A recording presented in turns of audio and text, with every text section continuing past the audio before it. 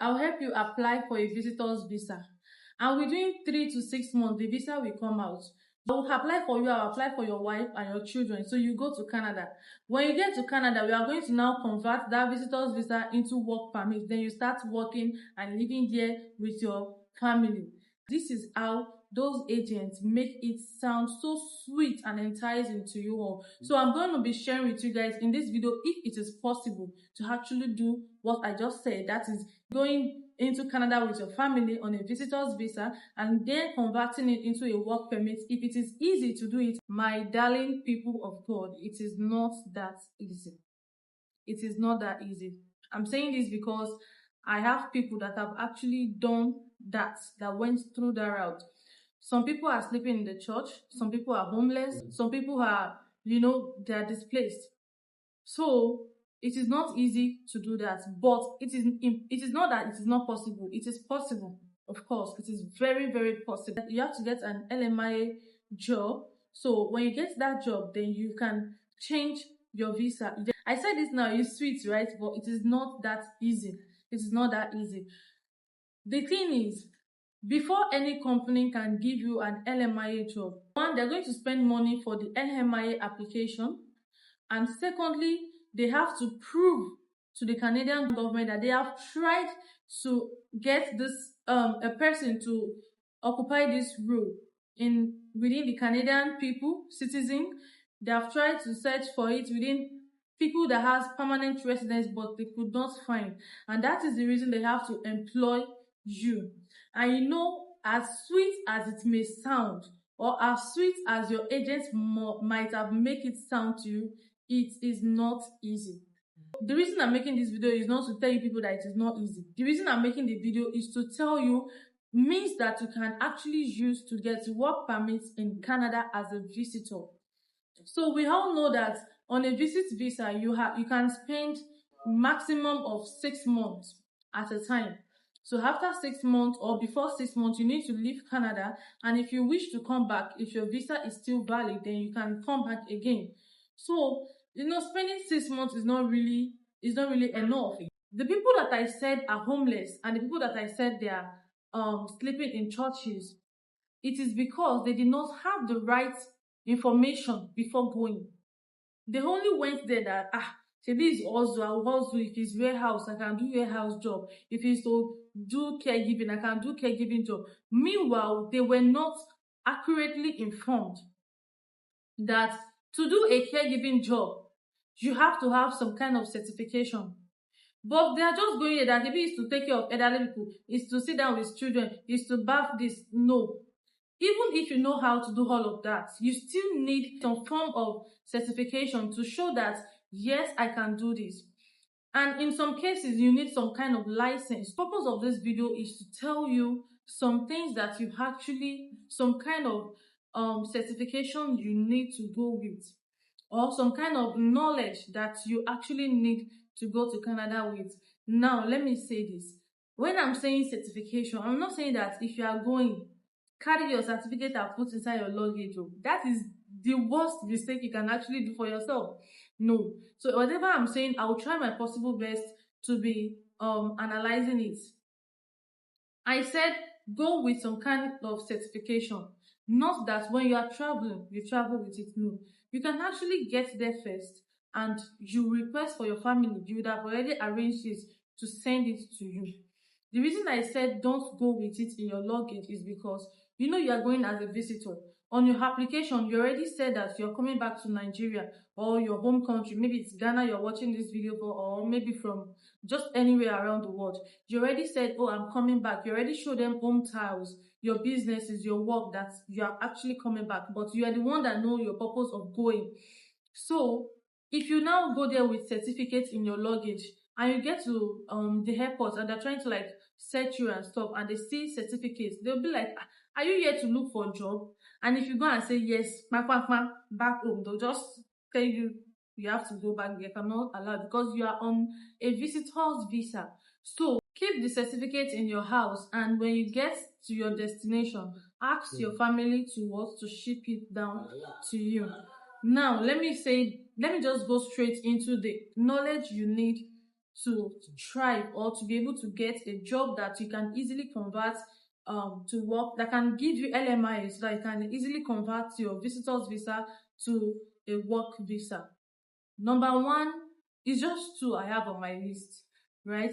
The first one is a forklift operator, and the next one is a truck driver. Truck drivers are in high demand in Canada because we need truck drivers, and a lot of people don't want to do this job. Majority of the people relocating, they are going with white collar, going there to look for white collar job. Meanwhile, the one that is in high demand are not really high collar jobs. So if you are a truck driver, and not that I can drive truck, my daddy taught me, no, go and get the necessary certification, get the right work experience, get the necessary certification and get the right work experience. So by the time you get to Canada, the only thing you will need to get is your license.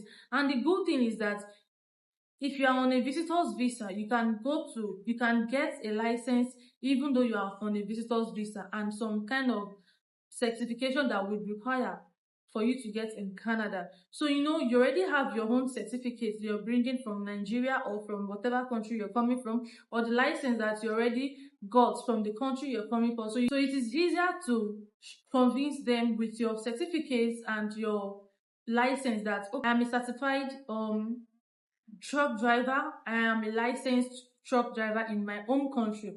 You understand, right? So then you start applying for jobs. You go on Indeed, you go on Glassdoor, you go on job banks. You'll be able to get jobs. Because these jobs are in high demand, everybody's ready to hire a truck driver.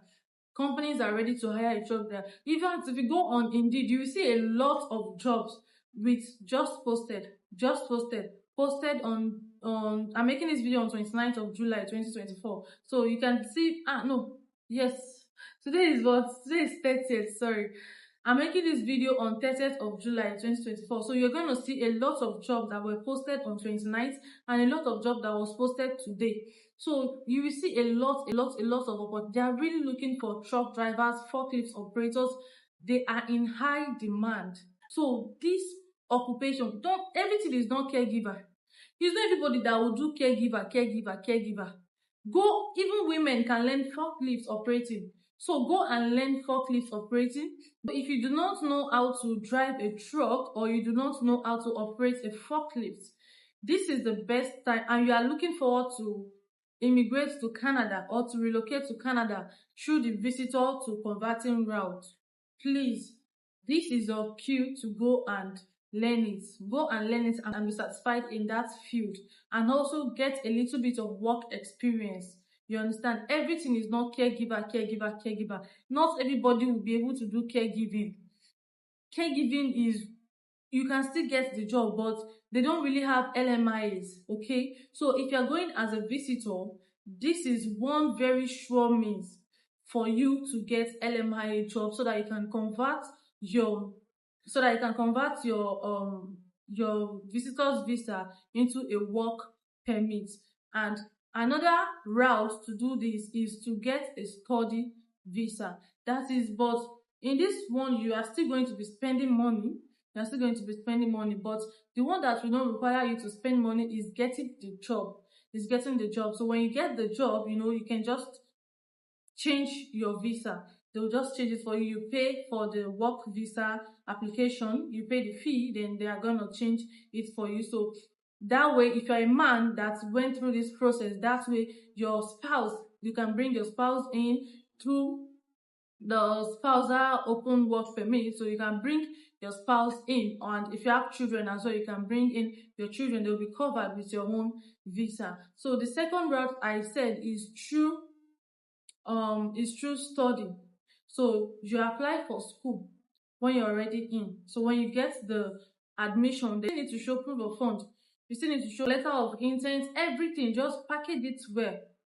Make it very convincing, so that you can actually get, because you're inside Canada doesn't mean they cannot deny you your study visa. They can actually deny it, but just package everything and make it very well. So please, that agent that is telling you go with visitor's visa, when you get there, you convert it to work permit, ask him, Do you have a company there that you will issue LMIA? For me, if they say no, when you get it, don't worry, you can easily get a job, you can easily get a job. Please, I'm not saying that is wrong, but remove that easily. You can get a job, but remove the easily. And mind you, if you are going to try that route, you need to go prepared. Don't enter Canada with $100. Don't enter with $200 because you cannot legally work on a visitor's visa. So you need money to actually use to take care of yourself.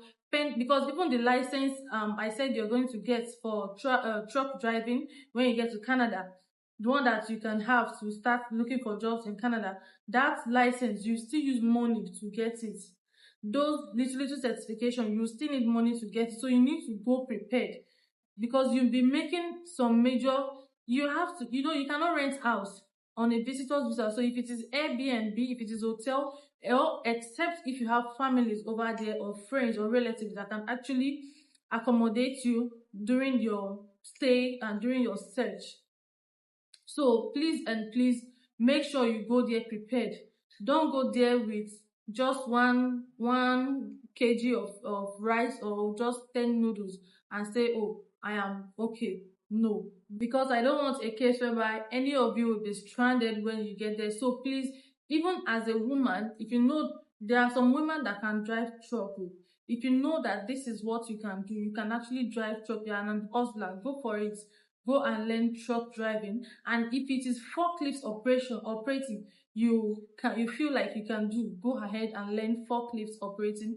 So if you go to Indeed, just to be sure about what I'm saying, go to Indeed, type in forklift operator and see the number of people that they are looking for. They are actually looking for a lot of people. So thank you very much for watching this video. My name is Christiana and the name of my channel is Trendy Gist TV. I put out valuable content regarding immigration, relocation to Canada, UK, anything that is valuable that I can think of, that I am able to get. I put it out for you all. Thank you very much once again, and please hit the subscribe button, give this video a thumbs up, and comment and share this video to groups, to your family, to your friends, to your status, everywhere. Do not forget what I have said: forklift driving and forklift operator and fork drivers, they are in high demand in Canada. So you can do yourself a favor by doing what, by actually going to learn it and get the required certification to get the job.